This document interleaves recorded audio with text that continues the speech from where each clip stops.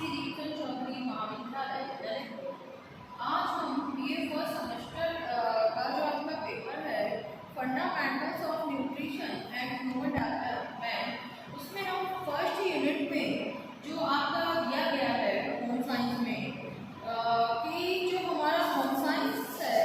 उसमें जो क्षेत्र है या इसके हम स्कोप की बात करें तो होम साइंस के स्कोप में आपका ये नहीं है कि बहुत ही ज़्यादा संकुचित हो, यानी हमारा जो रिसर्च क्षेत्र है वो काफ़ी ज़्यादा ब्रॉड है, बृहद है। तो गृह विज्ञान के क्षेत्र की आप बात करें तो इसमें हम सभी चीज़ों